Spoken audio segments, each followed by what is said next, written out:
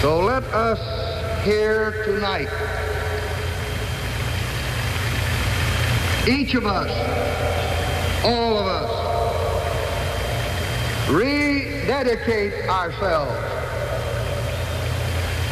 to keeping burning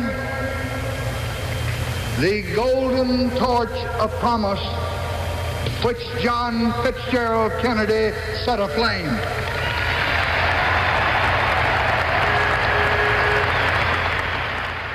That was President Lyndon Johnson accepting the nomination at the 1964 Democratic National Convention. He ran for president a year after the assassination of John F. Kennedy. And here's his opponent, Senator Barry Goldwater, accepting the nomination at that year's Republican National Convention.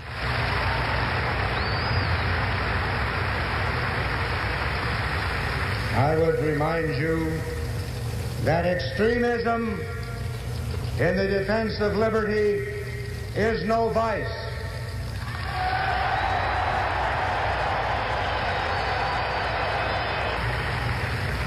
And let me remind you also that moderation in the pursuit of justice is no virtue.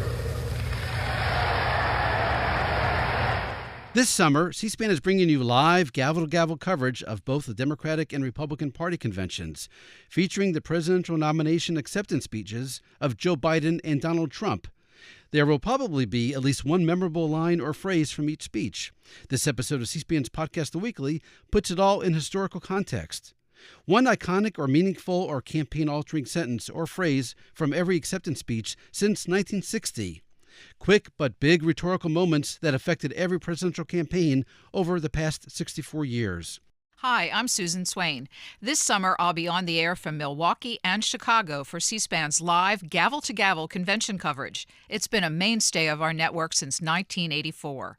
What has changed in recent years is C-SPAN's funding, now challenged by the many homes who have opted to cut the cord. This summer, an anonymous donor is generously helping support C-SPAN with a matching gift campaign. Every dollar given will be matched up to $25,000. Please consider giving to support our no-commentary convention coverage and all of C-SPAN's public affairs programming. To learn more or to make a donation, find us at cspan.org/donate. Thank you. We started with 1964, Lyndon Johnson versus Barry Goldwater. President Johnson didn't run for another term. In 1968, the Democratic nominee was Minnesota Senator Hubert Humphrey. The Democratic convention was in Chicago, like this year, and they faced a massive protest outside the convention hall against the Vietnam War. And that's where Hubert Humphrey began. Yet one cannot help but reflect the deep sadness that we feel over the troubles and the violence which have erupted regrettably and tragically in the streets of this great city, and for the personal injuries which have occurred. As for the Republicans, they nominated Richard Nixon, who seemed to take notice of the protests. It is a quiet voice in the tumult of the shouting. It is the voice of the great majority of Americans, the forgotten Americans, the non-shouters, the non-demonstrators. In 1972, the Democrats famously went late into the night picking their nominee. It was past 3 a.m. in Miami Beach when George McGovern delivered his acceptance speech. The good news, it was prime time in Guam. I'm happy to join you for this benediction of our Friday sunrise service. The Republicans also met in Miami in 1972. In fact, it was their second straight convention in Miami and their second straight nomination of Richard Nixon. We have launched an all-out offensive against crime, against narcotics, against permissiveness in our country. And I want the peace officers across America to know that they have the total backing of their president in their fight against crime. At the 1976 Democratic Convention, the nominee opened his acceptance speech with a simple declaration. My name is Jimmy Carter, and I'm running for president. The Republicans in 1976 nominated someone to continue as president, someone who hadn't yet been elected as president, Gerald Ford. Having become vice president and president without expecting or seeking either, I have a special feeling toward these high offices. To me, the presidency and the vice presidency were not prizes to be won, but a duty to be done. In 1980, the Democrats renominated Jimmy Carter. It came after a bruising primary fight against Senator Edward Kennedy. Jimmy Carter spoke after Kennedy's own rousing speech at the convention.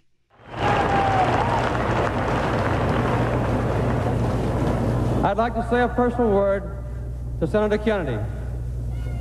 Ted, you're a tough competitor and a superb campaigner, and I can attest to that.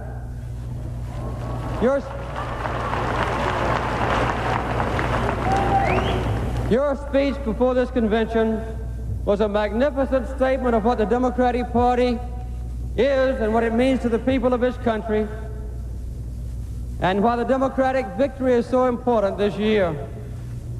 I reach out to you tonight, and I reach out to all those who supported you in your valiant and passionate campaign.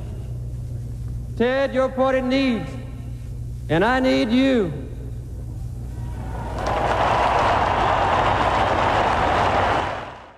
By the way, President Carter also intended to pay tribute to another legendary Democratic senator, but it came out this way. And we're the party of a great leader of compassion, Lyndon Baines Johnson.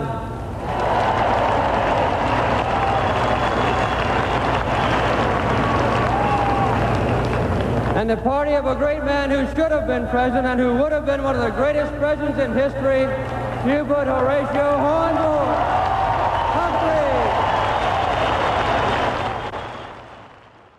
Jimmy Carter quickly corrected himself. He meant Hubert Horatio Humphrey, not Hubert Horatio Hornblower. At their convention in 1980 in Detroit, the Republicans chose Ronald Reagan. He used language familiar to anyone watching politics today. For those who've abandoned hope, we'll restore hope and we'll welcome them into a great national crusade to make America great again. Anyone doubting the impact nomination speeches have on the presidential election should take note of what Walter Mondale told the 1984 Democratic Convention. Let's tell the truth. That must be done. It must be done. Mr. Reagan will raise taxes, and so will I. He won't tell you. I just did.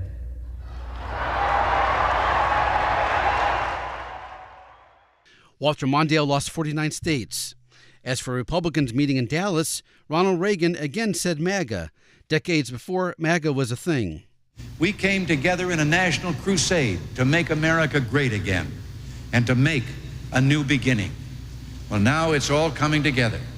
With our beloved nation at peace, we're in the midst of a springtime of hope for America. Greatness lies ahead of us. For his 1988 Democratic acceptance speech, Michael Dukakis showcased a special skill, speaking Spanish. When Willie Velázquez can bring new energy and new ideas and new people, brindando así nuevas energías, nuevas ideas y nuevas personas in the courthouses and city halls and state capitals of the Southwest, a los gobiernos municipales y estatales del suroeste, my friends, we are all enriched and ennobled.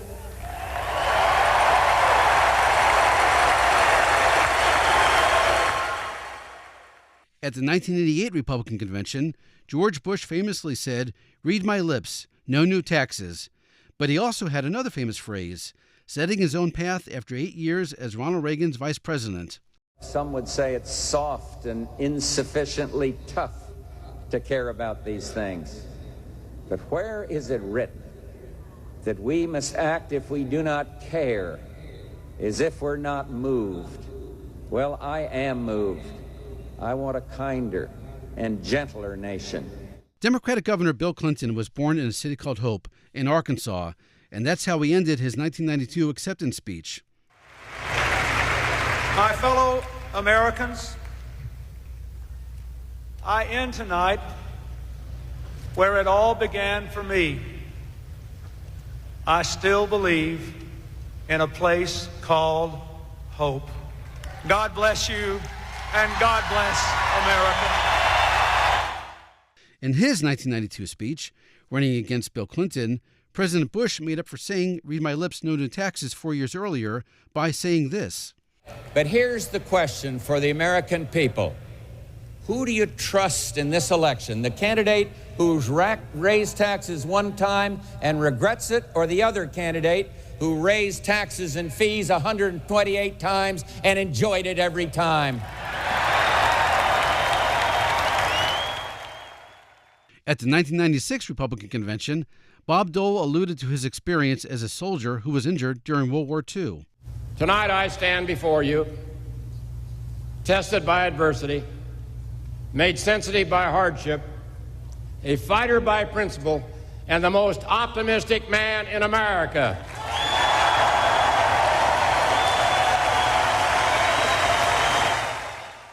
Meantime, running against Bob Dole in 1996, President Clinton was hardly subtle in using language that looked to the future. Let us commit ourselves this night to rise up and build the bridge we know we ought to build all the way to the 21st century. We heard earlier Vice President Bush in 1988 gently set himself apart from President Reagan. Accepting the Democratic nomination in 2000, President Clinton's Vice President Al Gore was noticeably more upfront about it. We're entering a new time. We're electing a new president. And I stand here tonight as my own man. And I want you to know me for who I truly am. At the 2000 Republican convention, George W. Bush took this swipe at the Bill Clinton legacy. Our generation has a chance to reclaim some essential values, to show we have grown up before we grow old. But when the moment for leadership came, this administration did not teach our children. It disillusioned them. They had their chance. They have not led. We will.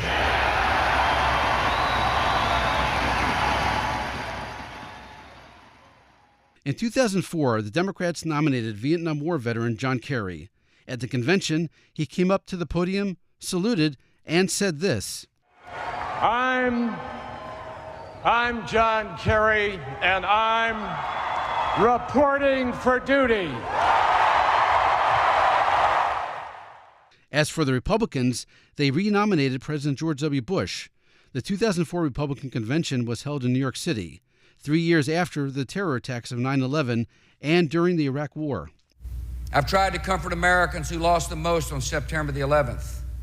People who showed me a picture or told me a story so I would know how much was taken from them. I've learned firsthand that ordering Americans into battle is the hardest decision, even when it is right.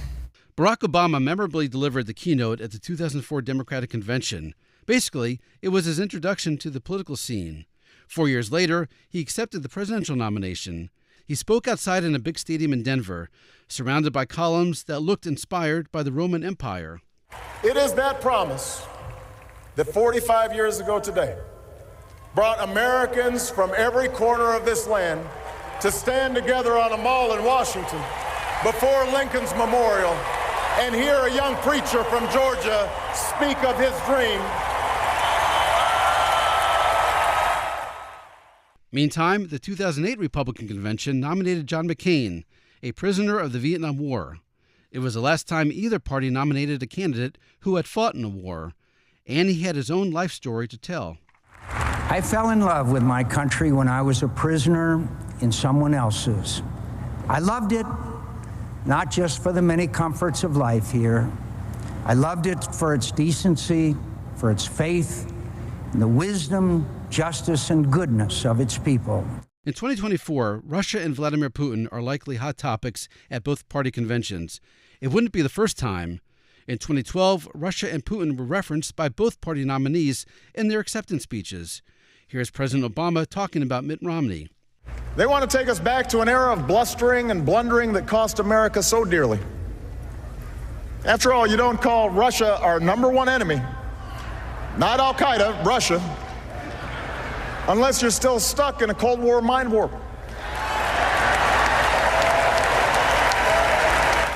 And here's Mitt Romney talking about President Obama.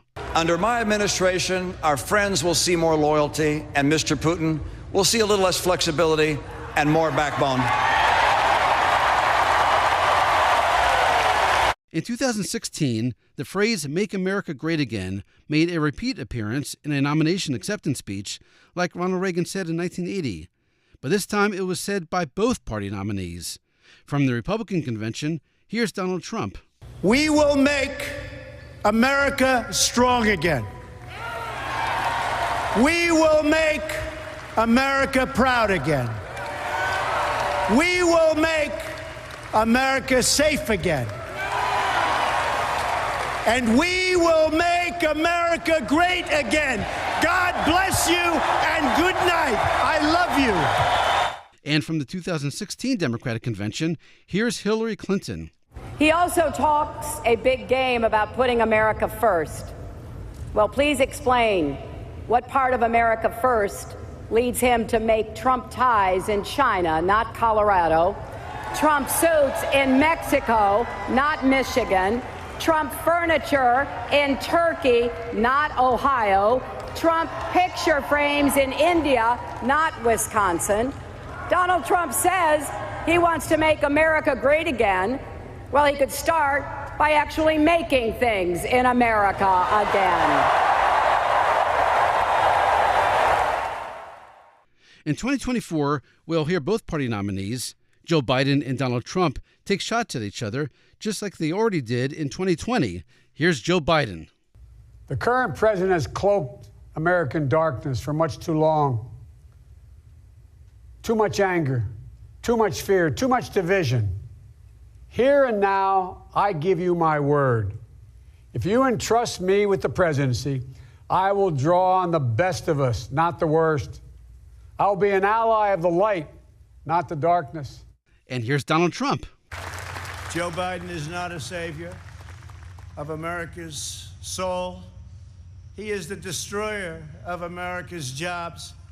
And if given the chance, he will be the destroyer of American greatness. By the way, Donald Trump's speech at the 2024 Republican Convention is his third in a row. It's the first time any presidential candidate has given 3 straight acceptance speeches since Franklin Roosevelt, who gave 4. Donald Trump also ties Richard Nixon for greatest number of acceptance speeches by a Republican. The first of Richard Nixon's 3 speeches was in 1960. And now, a bonus clip. Actually, 2 of them. And speaking of Richard Nixon in 1960, we started this podcast in 1964, but let's end one election cycle earlier, the 1960 presidential campaign, Kennedy versus Nixon. At the 1960 Democratic Convention in Los Angeles, nominee John F. Kennedy was introduced by Illinois Governor Adlai Stevenson, and it was Senator Kennedy who placed Governor Stevenson's name in nomination at the 1956 Democratic Convention. Here's what Senator Kennedy said about his Republican opponent, who we've already heard from twice in this podcast. We know it will not be easy to campaign against a man who has spoken and voted on every side of every issue.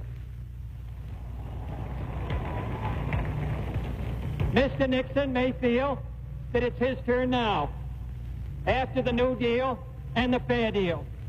But before he deals, someone's going to cut the cards.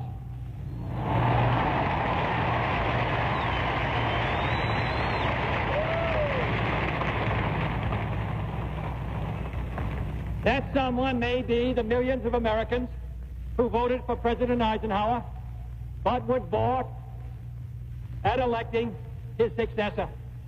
For just as historians tell us that Richard I was not fit to fill the shoes of the bold Henry II, and that Richard Cromwell was not fit to wear the mantle of his uncle, they might add in future years that Richard Nixon did not measure up to the footsteps of Dwight D. Eisenhower.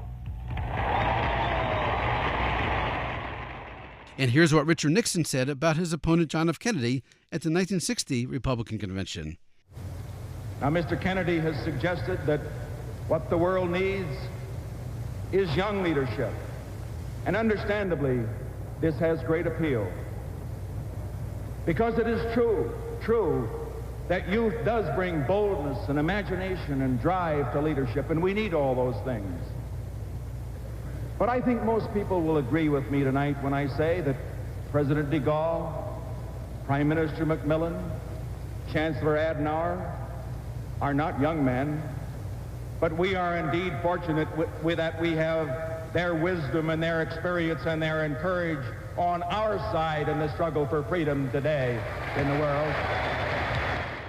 And a historical footnote, Richard Nixon accepted his party's nomination in Chicago, which is where the Democrats meet in 2024. It will be the 26th time Chicago has hosted a Republican or Democratic convention. The Republican convention in 2024 is in Milwaukee. It's the first time either party convention has been held there. That's it for this episode of C-SPAN's The Weekly. A reminder to watch and listen to this year's nomination acceptance speeches at the Republican and Democratic conventions live on the C-SPAN networks. For now, thanks for listening, happy searching, and for our closing music, you might think we'd play you out with Happy Days Are Here Again, the mainstay song that has traditionally been played at conventions going back to 1932. The Democrats nominated Franklin Roosevelt that year and played that song for the first time, after the first of 4 FDR acceptance speeches. But instead, something else. We'll end with a song heard right after Gerald Ford spoke at the 1976 Republican Convention. Before he was the 38th President of the United States, Gerald Ford was the MVP center of University of Michigan's football team. Thus, the convention band played Michigan's famous fight song, The Victors.